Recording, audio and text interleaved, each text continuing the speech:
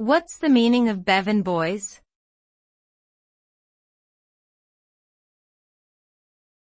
Bevin boys.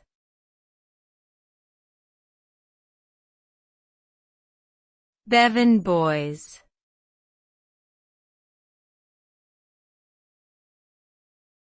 Bevin boys.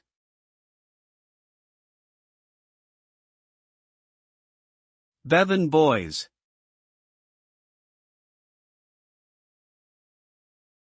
Bevin boys refer to a group of young men conscripted to work in British coal mines during World War II. The name comes from Ernest Bevin, the Minister of Labour and National Service at the time, who introduced the scheme in 1943, as demand for coal had increased drastically due to the war. Many of these young men were given no choice but to work in the mines, as they were deemed unfit for military service. Despite initially being unpopular, the Bevin boys played a crucial role in ensuring that the coal mines continued to operate and the war effort was sustained. Their contributions have been recognized in recent years with memorials and commemorative events.